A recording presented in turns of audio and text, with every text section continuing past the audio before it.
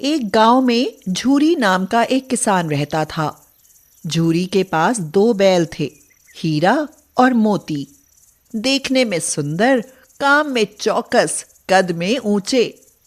बहुत दिनों साथ रहते रहते इन दोनों में बहुत भाईचारा हो गया था। दोनों एक दूसरे को चाट कर सूंघ कर अपना प्रेम प्रकट करते। कभी कभी दोनों सींग भी मिला लिया करते थे। दिन भर के बाद दोपहर या संध्या को नाद में खली भूसा पड़ जाने के बाद दोनों साथ उठते, साथ नाद में मुंह डालते और साथ ही मुंह हटा लेते थे। एक दिन झूरी ने अपने बैलों को अपने ससुराल भेज दिया।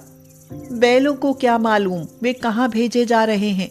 लगता है मालिक ने हमें बेच दिया। हाँ, तुम सही कह रहे हो। झूरी के साले गोपाल को घर तक गोई ले जाने में उसके तो पसीने छूट गए।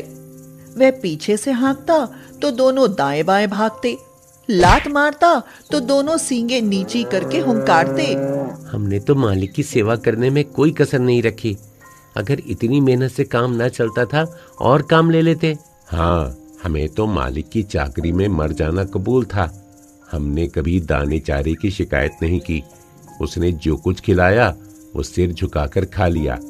फिर भी उसने हमें इस जालिम के हाथ क्यों बेच दिया। संध्या समय दोनों बैल अपने नए स्थान पर पहुंचे। गोपाल ने दोनों को बांध दिया। दिन भर के भूखे थे, लेकिन जब नाद में लगाए गए तो एक ने भी उसमें मुंह नहीं डाला। मालिक का घर हमने अपना घर समझ रखा था, वो आज हमसे छूट गया। ये नया घर, नया गांव, नए आदमी, सब बेगानी से लगते हैं। दोनों बैलों ने आपस में सलाह की कि जब रात के अंधेरे में पूरा गांव सोता पड़ा होगा तो हम दोनों रस्सी तोड़कर यहाँ से भाग जाएंगे। दोनों बैलों ने वैसा ही किया। रात में जब पूरा गांव सो रहा था तो उन्होंने एक एक झटके में अपनी रस्सियां तोड़ ली। झूरी प्रातःकाल सोकर उठा तो देखा कि दोनों बैल चरनी पर खड़े हैं। दोनों की गर्दनों में आधी टूटी हुई रस्सी लटक रही थी। घुटने तक पांव कीचड़ से भरे हैं और दोनों की आंखों में गुस्से के साथ साथ स्नेह झलक रहा है। झूरी ने दौड़कर उन्हें गले लगा लिया। झूरी की स्त्री बेला ने बैलों को द्वार पर देखा तो वह जल उठी। वह बोली, कैसे नमक हराम बैल हैं कि एक दिन वहाँ काम न किया, भाग खड़े हुए। अरे नमक हराम क्यों है? चारा दाना ना दिया होगा तो क्या करते बेचारे।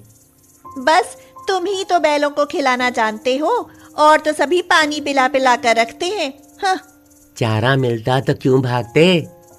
भागे इसलिए कि वे लोग तुम जैसे बुद्धुओं की तरह बैल को सहलाते नहीं, खिलाते हैं तो रगड़कर जोतते भी हैं।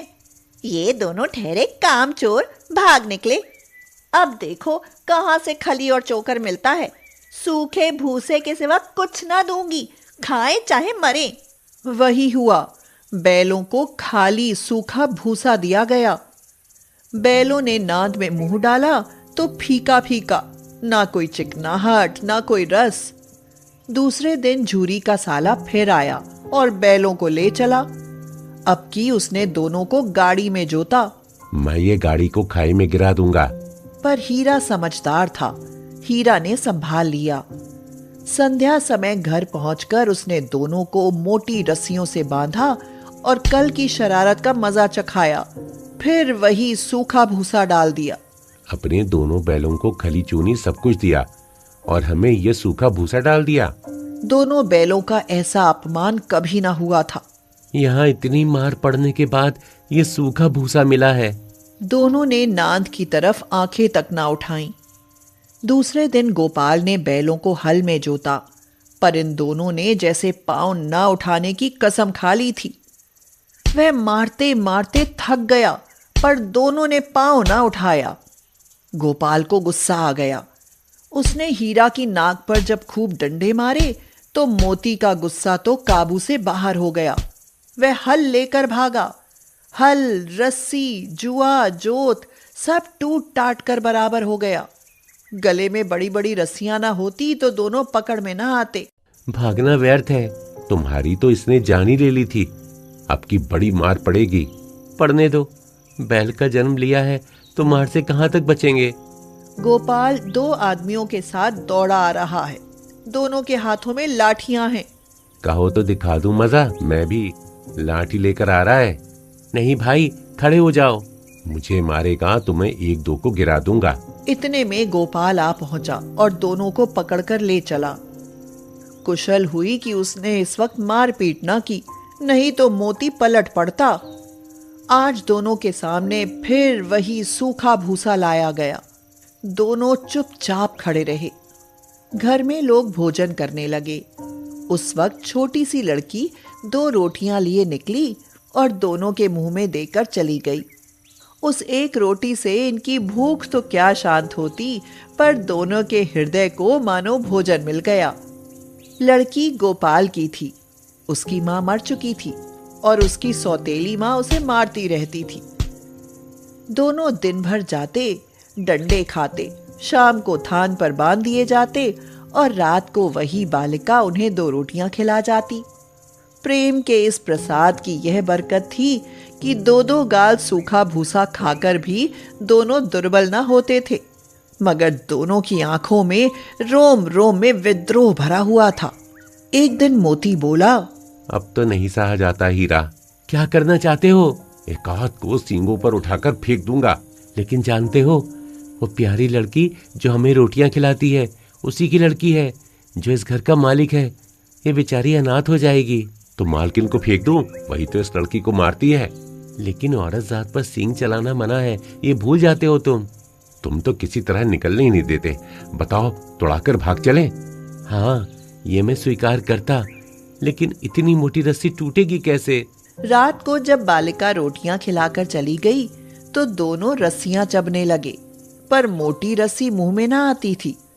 बेचारे बार बार जोर लगाकर रह जाते थे। सहसा घर का द्वार खुला और वह लड़की निकली। दोनों सिर झुकाकर उसका हाथ चाटने लगे। उसने उनके माथे सहलाए और बोली, खोल देती हूँ, चुपके से भाग जाओ, नहीं तो ये लोग मार डालेंगे। आज घर में सलाह हो रही है कि इनकी नाकों में नाथ डाल दी जाए। लड़की ने रस्सी खोल दी, पर हीरा और मोती दोनों चुप खड़े रहे। अब चलते क्यों नहीं? चलें तो, लेकिन कल इस अनाथ पर आफत आएगी, सब इसी पर संदेह करेंगे।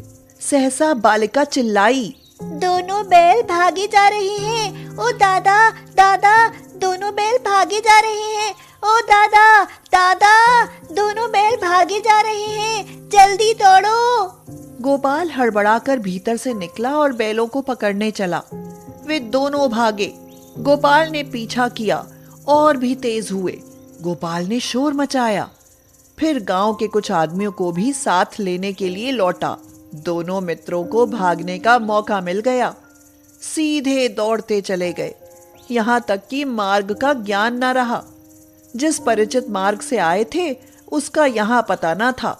नए नए गांव मिलने लगे। तब दोनों एक खेत के किनारे खड़े होकर सोचने लगे, अब क्या करना चाहिए? मुझे मालूम होता है, हम राह भूल गए। तुम भी बेतहाशा भागे, वहीं उसे मार गिराना था। उसे मार गिराते तो दुनिया क्या कहती? वो अपना धर्म छोड़ दे, लेकिन हम अपना धर्म क्यों छोड़ें? दोनों भूख से व्याकुल हो रहे थे। खेत में मटर खड़ी थी, चरने लगे। रह रहकर आहट लेते रहते थे, कोई आता तो नहीं है। जब पेट भर गया, दोनों ने आजादी का अनुभव किया तो मस्त होकर उछलने कूदने लगे।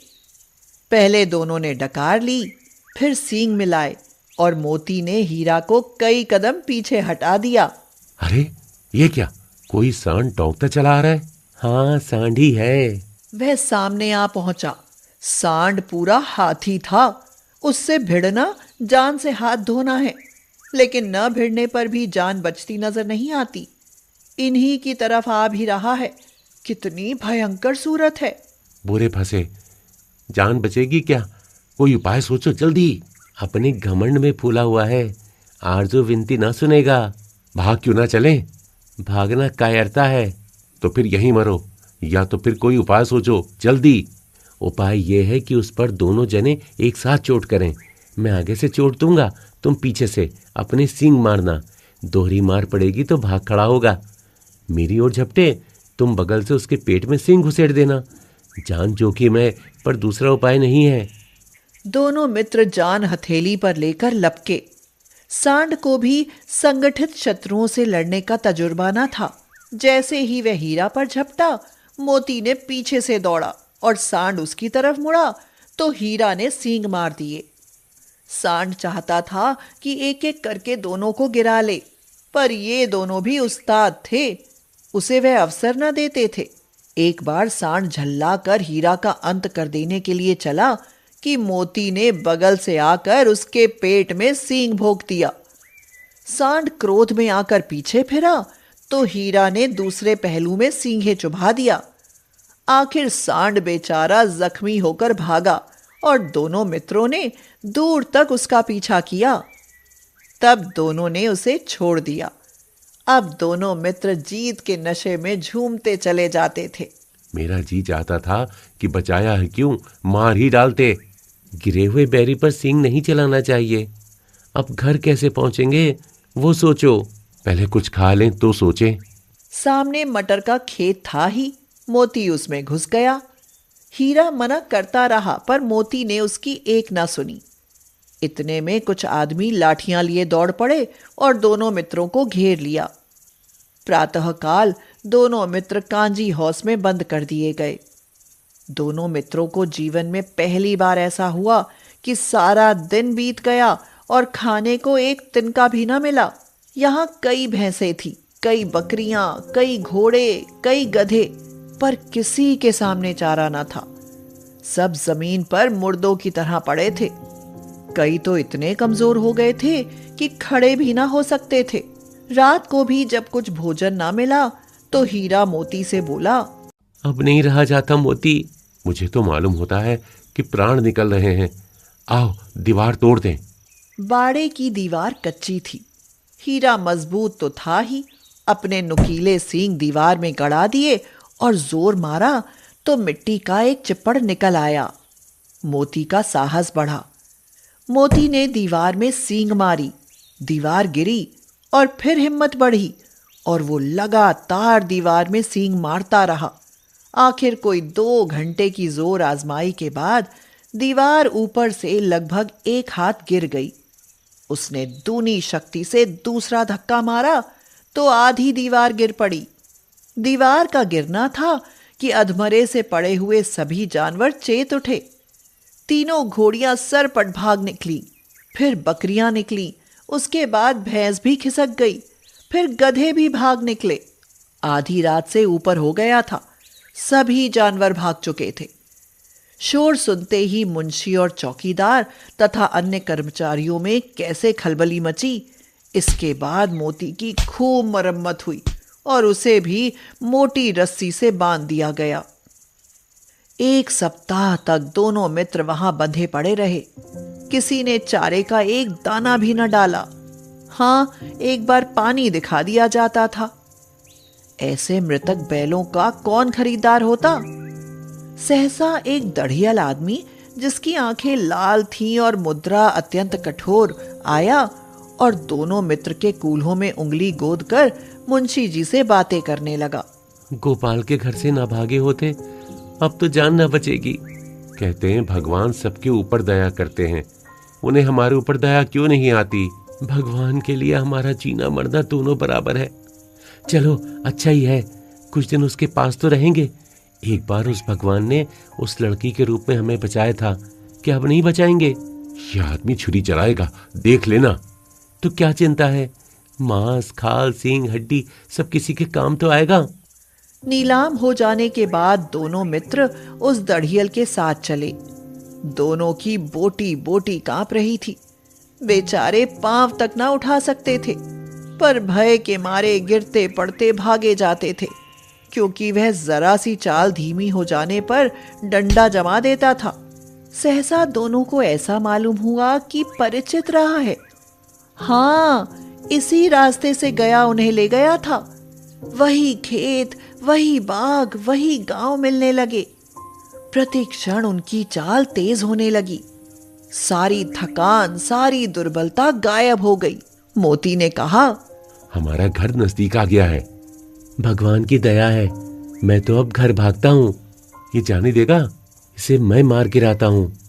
नहीं नहीं, दौड़कर थान पर चलो, वहां से आगे हम नहीं जाएंगे। दोनों दौड़कर अपने थान पर गए और खड़े हो गए।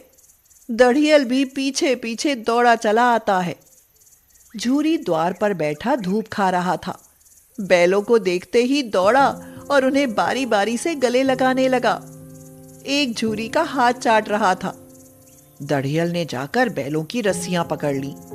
झूरी ने कहा, मेरे बैल हैं। अरे वाह, तुम्हारे बैल कैसे हैं भाई? मैं मवेशी खाने की नीलामी से लाया हूं इन्हें। मैं तो समझता हूँ चुराए लिए जाते हो। चुपके से चले जाओ, मेरे बैल हैं। मैं बेचूंगा तो बिकेंगे। किसी को मेरे बैल नीलाम करने का क्या अधिकार है? जाकर थाने में रपट कर दूंगा। मेरे बैल हैं, इसका सबूत ये है कि मेरे द्वार पर खड़े हैं। दड़ियल झल्ला कर बैलों को जबरदस्ती पकड़ ले जाने के लिए बढ़ा। उसी वक्त मोती ने सींग चलाया। दड़ियल पीछे हटा। मोती ने पीछा किया। दड़ियल भागा, मोती पीछे भागा। गांव के बाहर निकल जाने पर वह रुका, पर खड़ा दड़ियल का रास्ता वह देख रहा था। दड़ियल दूर खड़ा धमकियां दे रहा था, गालियां निकाल रहा था, पत्थर फेंक रहा था। अंत में दड़ियल हार कर चला गया। हीरा ने कहा, मैं तो डर गया था कि कहीं तुम गुस्से में आकर मार ना बैठो। अब ना आएगा।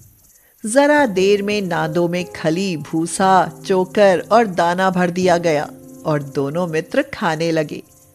झूरी खड़ा दोनों को सहला रहा था। वह उनसे लिपट गया। झूरी की पत्नी भी भीतर से दौड़ी दौड़ी आई। उसने भी आकर दोनों बैलों के माथे चूम लिए।